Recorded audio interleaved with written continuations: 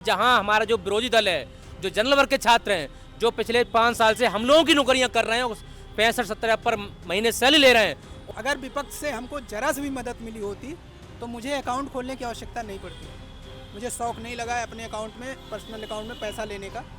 ठीक, आप सरकार पे आरोप लगा रहे हैं कि मतलब इसके पीछे वो हो सकते हैं और आप उसी सरकार के डिप्टी सीएम से मिलने आए। कह नहीं सकते कि कौन हो सकता है, लेकिन खुद देखिए ना सर कि तो फिर उम्मीद कैसे है आपको उसी सरकार उम्मीद सर है, कोर्ट पे उम्मीद है। तो मिलने तो आप तो डिप्टी सीएम से आए थे ना।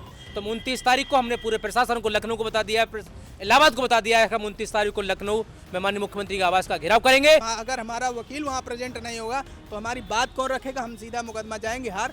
मेरे अकाउंट में लगभग 2.5 लाख के आसपास रहता है भी, उसके बाद मेरा अकाउंट फ्रीज कर दिया गया। हाँ, शासन माननीय उप मुख्यमंत्री जी से मिला है, वो कहे हैं कि हम इस पे देखते हैं इस प्रकरण में कैसे क्या होता है। देखिए, पार्टी हो चाहे सरकार हो, विपक्ष हो, हम पिछले 6 साल में प्रत्येक पार्टी, प्रत्येक नेता, प्रत्येक मंत्री, विधायक सबके पास जा जाकर थक चुके हैं। हम कोई 50 रुपये देता है, कोई 100 रुपये देता है। हम लोग कलेक्शन करने के बाद माननीय सुप्रीम कोर्ट में अपना एडवोकेट लेके जाते हैं। नमस्कार, आप देख रहे हैं न्यूज़ 24। मैं हूं अर्पित आलोक मिश्रा। 69,000 शिक्षक भर्ती मामले से जुड़ा एक मामला सामने आया है, जिसमें जो अभ्यर्थी थे, जो अदालत में गए अपनी मांगों को लेकर, उस भर्ती को लेकर, उनके खाते को सीज किया गया है। क्या मामला है? कुछ अभ्यर्थी हमारे साथ हैं, उनसे बात करेंगे। जो जिस मामले को लेकर आप यहाँ पर आए हैं, अपनी आवाज़ उठा रहे हैं, वो मामला अपने परिचय के साथ बताइएगा। मेरा नाम अमित मौर्य है, मैं रायबरेली ज़िले से हूँ। 69,000 एक बहुत चर्चित भर्ती है, 69,000 शिक्षक भर्ती। इसमें बड़े पैमाने पर आरक्षण घोटाला हुआ था, जिसकी लड़ाई आज हम लोग लगातार 7 सालों से लड़ रहे हैं। 2018 की भर्ती है और हम लोग राष्ट्रीय पिछड़ा वर्ग आयोग से जीत के आए। लखनऊ डबल बेंच से हम जीते हुए हैं। सुप्रीम कोर्ट में हम लोग आज 2 साल से लड़ाई लड़ रहे हैं। लगातार हम अपने अधिवक्ता को, सीनियर अधिवक्ता को ले जा रहे हैं। अक्सर जब कोर्ट में लड़ाई लड़नी होती है तो उसके लिए जितने अभ्यर्थी हैं आपस में थोड़े थोड़े पैसे इकट्ठे करते हैं, कोई एक के अकाउंट में दिया जाता है। तो ऐसे ही हम लोगों ने, मेरा अकाउंट था। अच्छा, आप लीड कर रहे हैं? जी, मेरा अकाउंट था, मैं ही एडवोकेट ले जाता हूँ। और मैं सबसे सोशल मीडिया पे एक ग्रुप है, या ग्रुप के थ्रू या सोशल मीडिया पे एक बैनर बनाया जाता है QR कोड के साथ, और उसमें साफ साफ ये लिखा होता है कि आरक्षित वर्ग के जितने अभ्यर्थी हैं वो सुप्रीम कोर्ट में सीनियर अधिवक्ता ले जाने के लिए आप लोग सहयोग करिए। और सभी भेजते भी हैं। जैसा कि मेरे अकाउंट में लगभग 2.5 लाख के आसपास रहता है भी, उसके बाद मेरा अकाउंट फ्रीज कर दिया गया। उसके बाद फ्रीज कैसे हो गया? मतलब हाँ, वही मैं बता रहा हूँ। इसी दौरान जब हम लोग पैसा ले रहे थे तो कोई अननोन पर्सन, जो जनरल वर्ग का व्यक्ति है, धीरज कुमार पांडे, जिसका इस भर्ती से कोई लेना देना नहीं है, उसकी DOB 2001 है।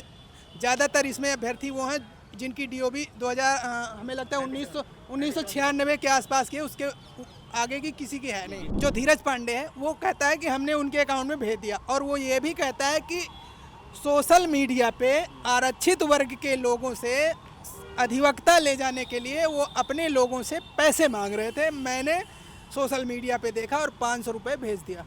अब सोशल मीडिया पे आप कहीं भी QR देख लेंगे, कैसे भेज देंगे?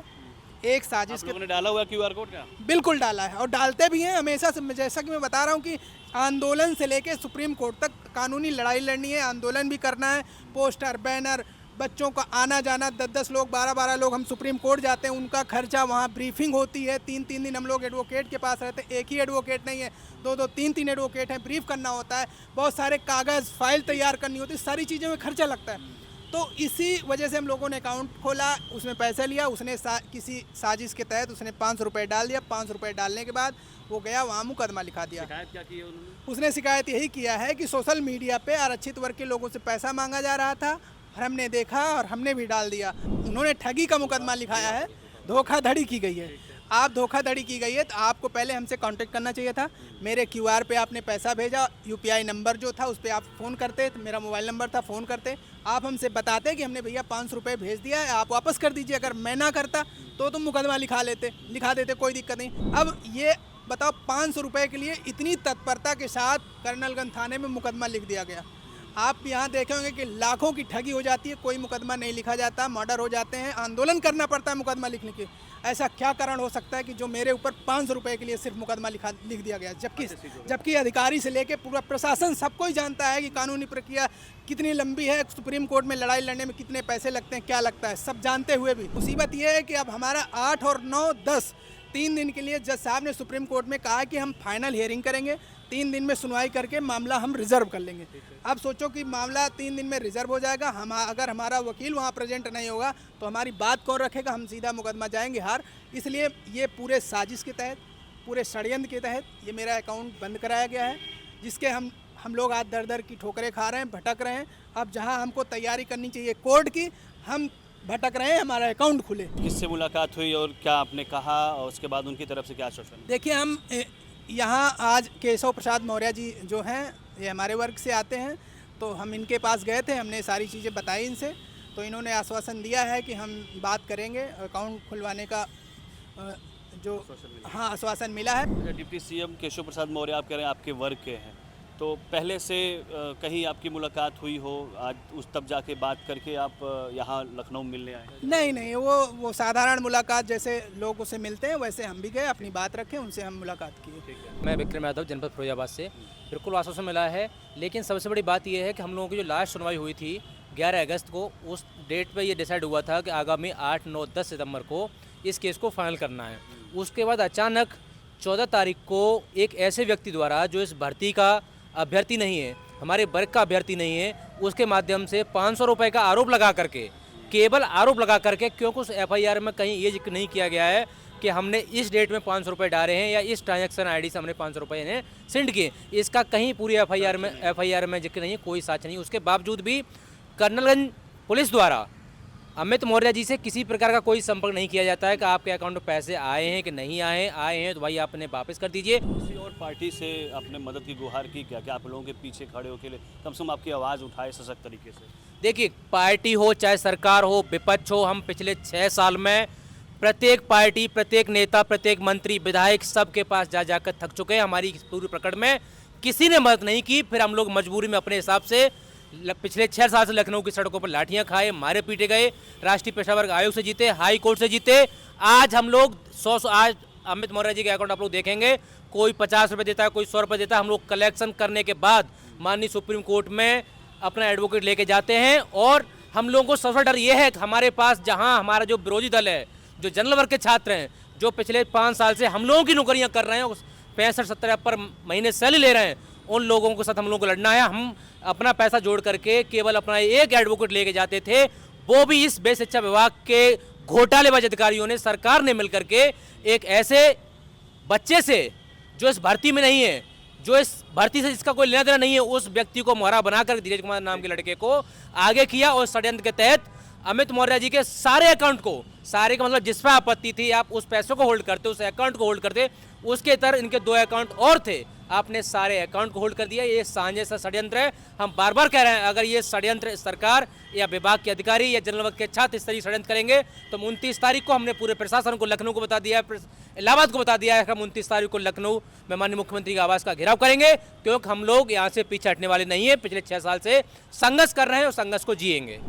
मैं रामसेवक मौर्य अम्बेडकर नगर से हूँ। हाँ, आश्वासन माननीय उप मुख्यमंत्री जी से मिला है, वो कहे हैं कि हम इस पे देखते हैं इस प्रकरण में कैसे क्या होता है, हम बात करते हैं ऊपर से और आपका खाता सही करवाते हैं। अगर विपक्ष से हमको जरा से भी मदद मिली होती तो मुझे अकाउंट खोलने की आवश्यकता नहीं पड़ती।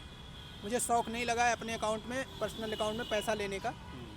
अगर विपक्ष से में वकील मिल जाता, विपक्ष से में पैसा मिल जाता विपक्षी पार्टियों से, तो मैं बिल्कुल कतई मैं अकाउंट नहीं खोलता। मैं अभी भी कह रहा हूँ, कोई प्रशासन हो, कोई सत्ता का विधायक, मंत्री, उप मुख्यमंत्री, मुख्यमंत्री अगर हमारी मदद करे, अगर अपनी तरफ से, हम तो कहते हैं सरकार अपने विभाग को कहे कि हमारी मेन नियोक्ता विभाग है, बेसिक शिक्षा विभाग है, सरकार है, मैं रिस्पोंडेंट वो चाहे एक झटके में सब कुछ सॉल्व करा सकती है। मैं इरशाद अहमद आजमगढ़ से। सर देखिए ना, कितनी बड़ी विडंबना है कि एक 500 रुपये के लिए जो बंदा कभी आया नहीं, धरने में नहीं आया, भर्ती से नहीं है, वो बस कहने से FIR हो जाती है। और जो भारत के एलोपी हैं राहुल गांधी, उनको एक FIR करवाने के लिए 5 घंटे थाने में बैठना पड़ता है।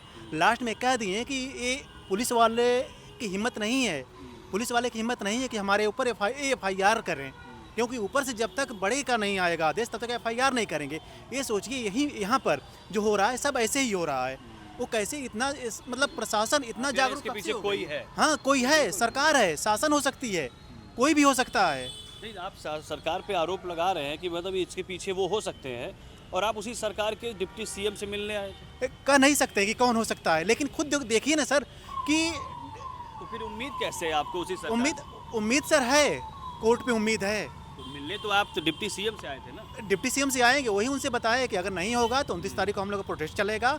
बस यही सर कहना चाह रहे हैं, यही कहना चाह रहे हैं कि ये साजिशा नहीं किया गया है। तो ये अमित वर्मा के साथ उनके अभ्यर्थी जो सहयोगी है वो अपनी मांग को लेकर लखनऊ पहुंचे, डिप्टी CM से मुलाकात की है उन्होंने, और ये मांग की है कि जो इनके खाते सीज किए गए हैं वो भी तब जब 8 सितंबर से इनके 69,000 शिक्षक भर्ती के मामले को लेकर सुनवाई है, उससे पहले इनके खाते को, इनका कहना है कि साजिशन तौर पे सीज किया गया है और उस खाते को खोला जाए, जिससे ये पेशी में आर्थिक तौर पर मजबूती के साथ अपना पक्ष रख सके।